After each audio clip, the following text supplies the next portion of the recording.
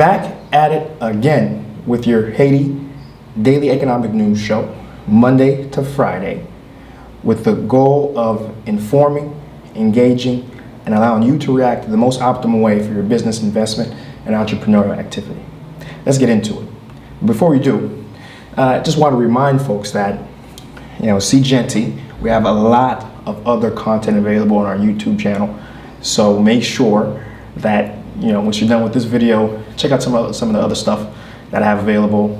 I'm showing off some of the best, coolest parts of Haiti's restaurants, hotels, and just general things to do. In addition, I'm speaking with some other Haitian American, Haitian diaspora folks who have come back and provide their perspective in terms of how they've come and done what they're doing. And the most recent video was with Marc Antoine. So if you haven't watched that video yet, do go out and check it out.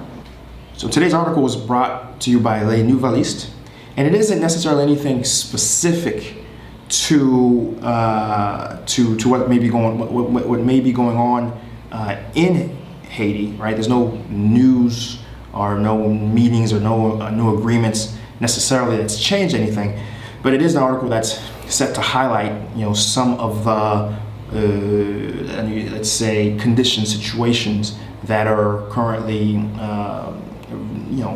occurring, right? Which is, there's a lot of business flowing from the Dominican Republic into Haiti, and the business people who are living, gaining and living off this, certainly would like to see more of it.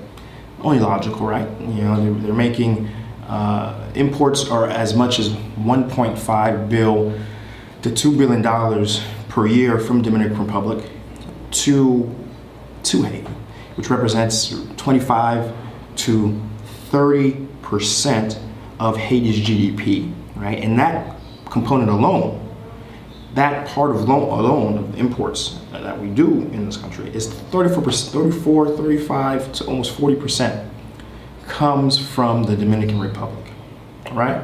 So it's only natural, right? I mean, to put into context, in Guadamet Jabon border, okay, which is a big important crossing between Haiti and Dominican Republic, where over 25% of trade, or 24-ish% of trade, formal trade, not formal trade, that occurs between the two countries happens at that border. With the other big one is that happens in Gantier, more in the central part of Haiti, and almost 60% of all formal trade happens.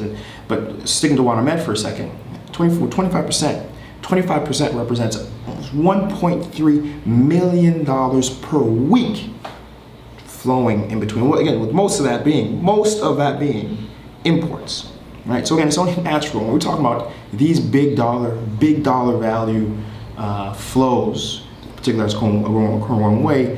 There's going to be folks who want more of it, right? And bear in mind, the article talks about how there's been very little, despite a ban of 23 products, right? And let's list through them really quick, right? We have wheat flour, we have cement, we have edible oil, laundry soap, detergent, packing foam, drinking water, painting, car products. Let's just let the whole list scroll. We'll be scrolling somewhere around here. It's a mouthful of different things that are being traded currently between Haiti and DR that have been banned, and have been banned for 3 years. And despite that, we've seen consistent and continual growth in the formal trade year over year. Whatever economic issues and conditions are going on in Haiti, we're seeing year over year growth in trade flows, one-sided trade flows, right?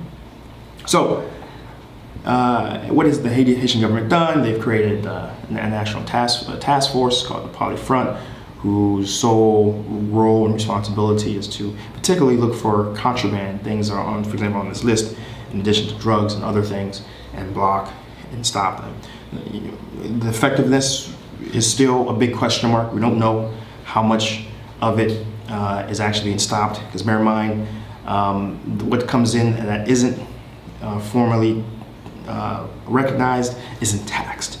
If it isn't taxed, there isn't revenue. If there isn't revenue, there's less funds for the Haitian government to do good things if they were doing more good things, right? Which is a problem, right?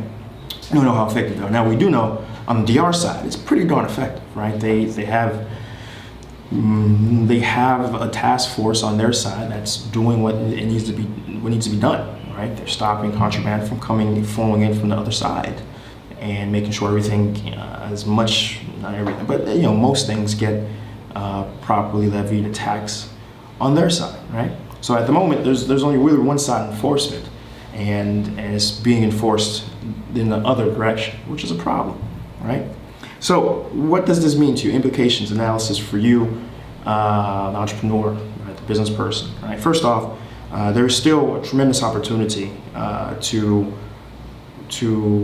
invest in fields within agriculture and particularly agriculture, where a lot of these products are, and livestock and farming, and so a lot of these products go moving back and forth that could potentially be made here if we could make it here, right? And so, and I mean, as much as 30% of what's being brought in back and forth are food products, right?